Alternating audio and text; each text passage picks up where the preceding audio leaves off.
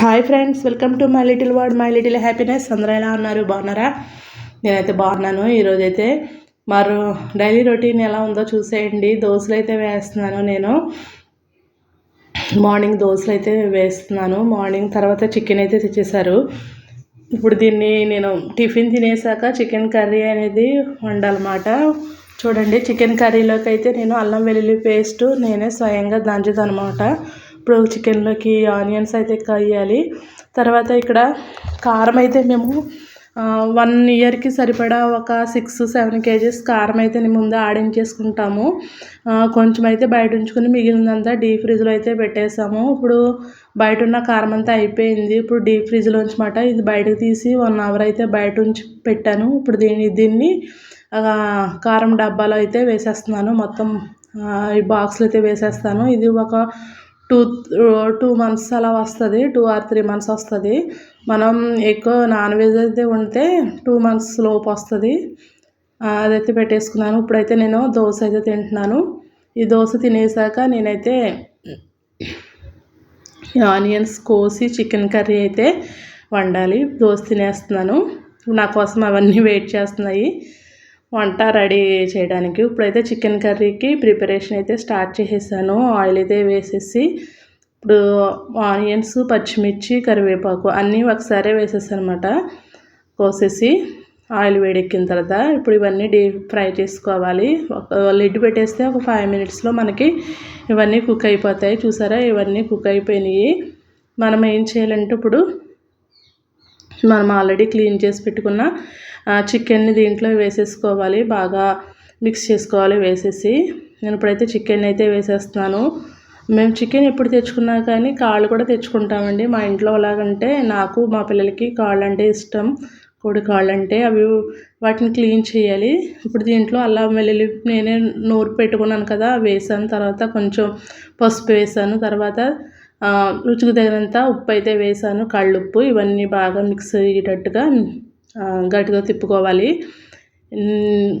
Onions కూడా బాగా వీటికి కలవాలి. చికెన్లో కలిసిపెట్టేట్టుగా మనం మొత్తం అంతా మిక్స్ చేసుకోవాలి. బాగా మిక్స్ చేసుకోవాలన్నమాట. ఇప్పుడు నెక్స్ట్ దీని మీద మూత పెట్టేసి నెక్స్ట్ ఇంకో కర్రీ చేయాలి. నేను ఇదేంటంటే కాకరకాయ కూర అన్నమాట.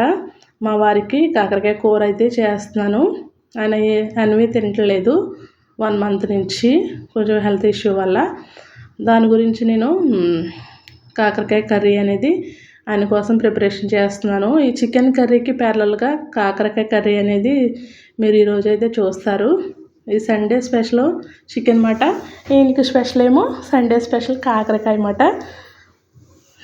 సూపర్గా ఉంది కదా కాంబినేషను. ఓ పక్కన చికెన్ తింటుంటే ఓ పక్కన కాకరకాయ కర్రీ వేసుకుని తింటారు. చూద్దరు కానీ మీరు.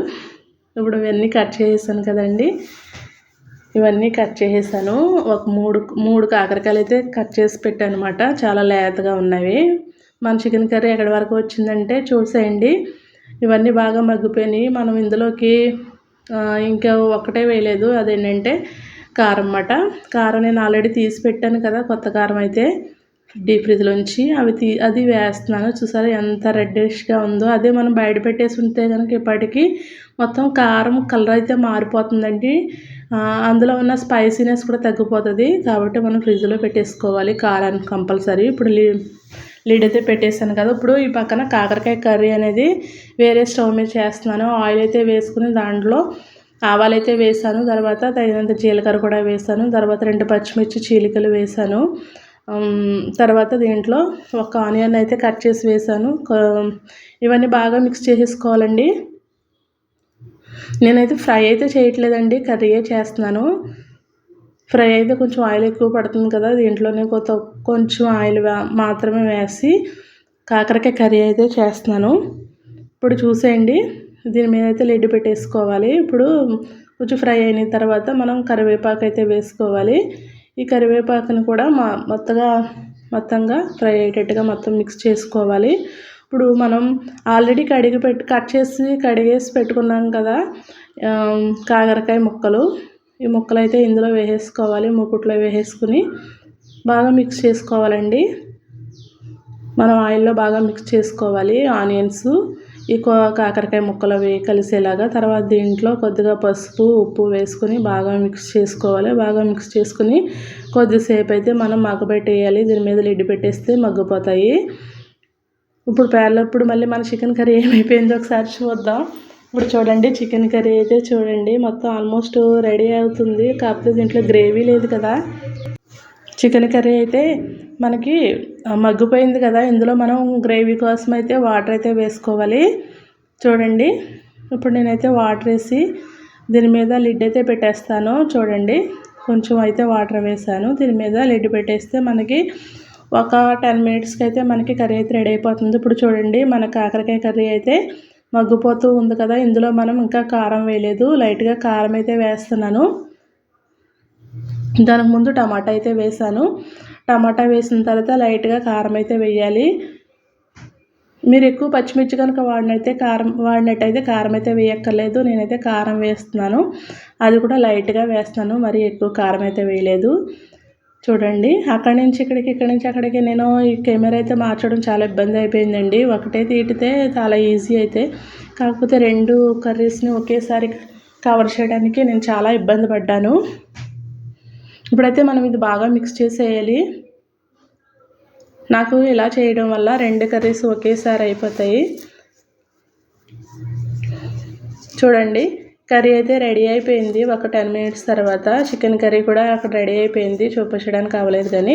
ఇప్పుడు చూడండి ఇక్కడ మా వారేమో కాకరకాయ కర్రీ అయితే వేసుకు తింటున్నారు. నేనైతే షూట్ చేశాను. చూడండి బ్రౌన్ రైస్లో కాకరకాయ కర్రీ అన్నమాట. ఆయన కాకరకాయని చూపిస్తున్నారు బాగా మెత్తగా ఉడికిందని. ఇక్కడ మాదైతే చికెన్ కర్రీ చూడండి చాలా జ్యూసీగా చాలా బాగుంది చికెన్ కర్రీ అయితే. నేనైతే పక్కనే కూర్చుని ఆయన ఊరిస్తున్నాను అనమాట. ఇక్కడేమో కాకరకాయ, ఇక్కడేమో చికెన్ కర్రీ అని చాలా ఊరిస్తూ పెట్టాను. ఓకేనా ఫ్రెండ్స్, నా వీడియో కనుక నచ్చినట్లయితే సబ్స్క్రైబ్ చేయండి.